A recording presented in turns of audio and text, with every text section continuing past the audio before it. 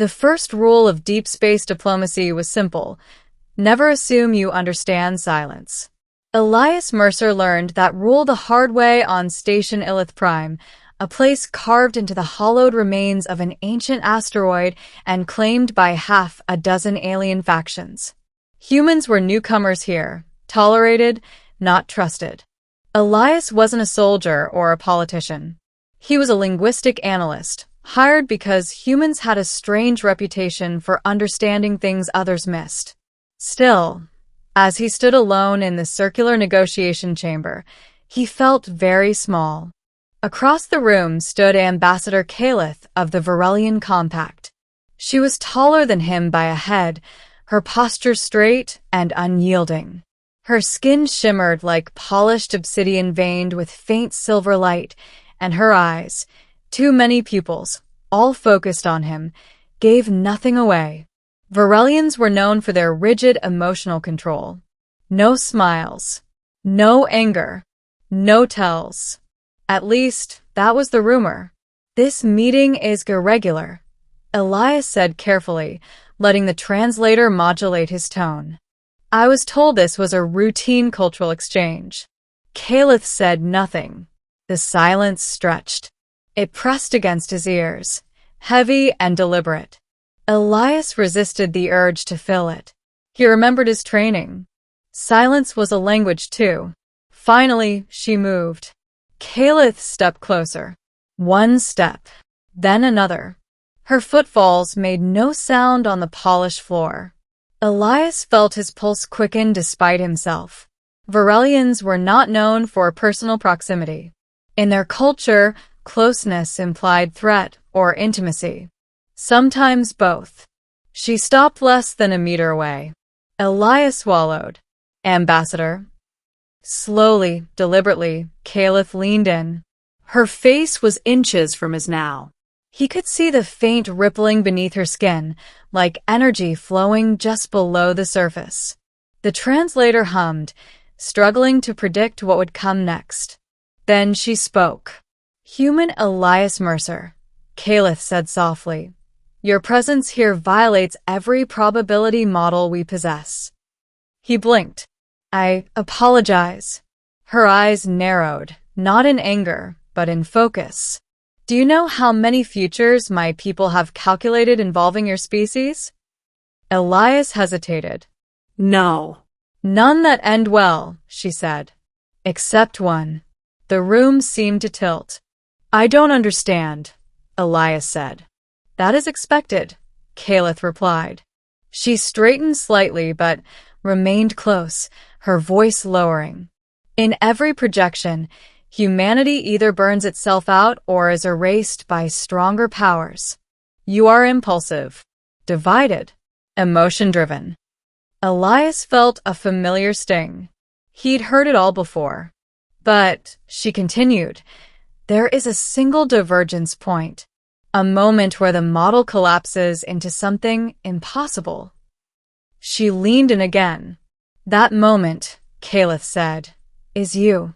The explanation came slowly, piece by piece. The Varelians were not just diplomats. They were observers of probability, their biology attuned to subtle quantum fluctuations. They didn't predict the future. They mapped likely paths.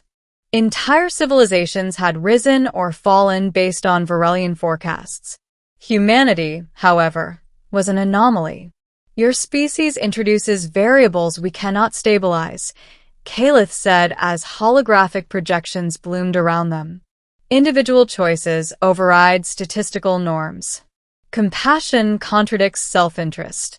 Sacrifice appears where extinction should be inevitable." Images flickered. Human ships diverting to rescue alien refugees, human medics treating enemies, human colonies collapsing only to rebuild stronger. "You should not survive," Calith said plainly. "Yet you do." Elias rubbed his temples. "You're saying humans break your predictions?" "Yes." A pause. "You terrify us."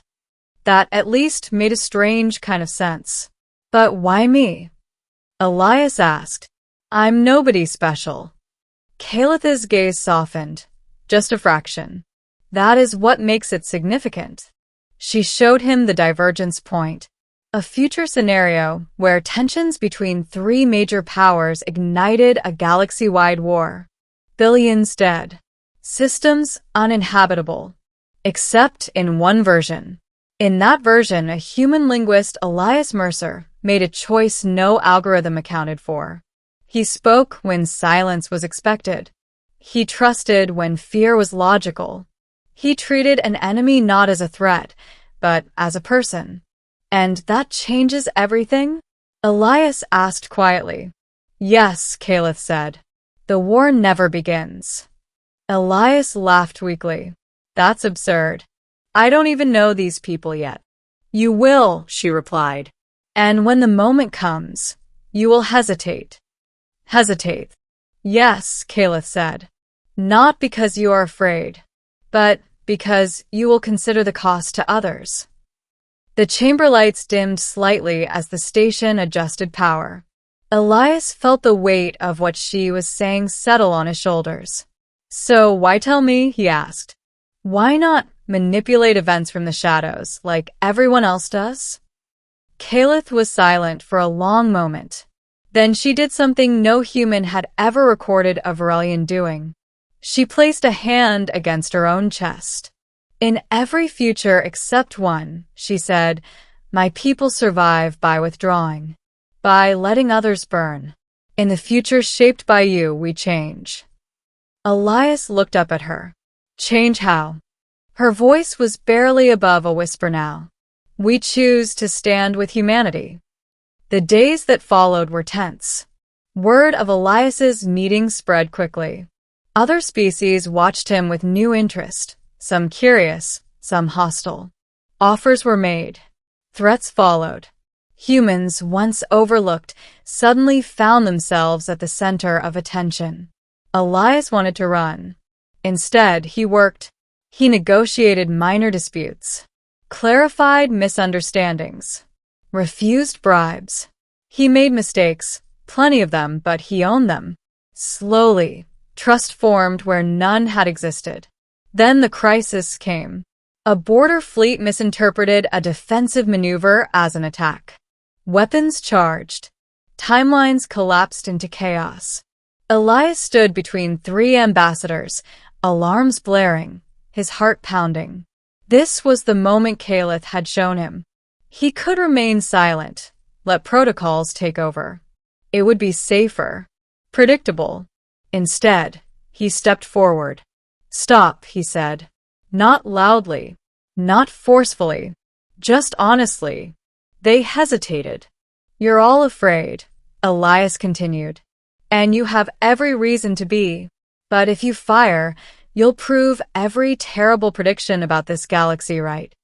The chamber fell silent. Calith met his gaze from across the room. For the first time, her control cracked. Her bioluminescent veins flared, bright, unmistakable. This human speaks truth, she said. Weapons power down. History shifted. Ending. Months later, Elias stood once more in the quiet chamber of Illith Prime. The galaxy had not become peaceful overnight, but it had stepped back from the edge. Calith approached him, her movements slower now, less guarded. You chose the impossible path, she said. Elias smiled tiredly. It felt like the only one. She leaned in again, just as she had the first time. This is the part our models never predicted, Calith said softly. What part? Elias asked. Her eyes met his, open, unshielded. That we would hope. Outside the station, human and alien ships drifted together in shared space, no longer separated by fear alone. Humanity had not shocked the galaxy with weapons or conquest, but with something far more dangerous. The refusal to accept that the future was fixed. And for the first time, the universe leaned in to listen.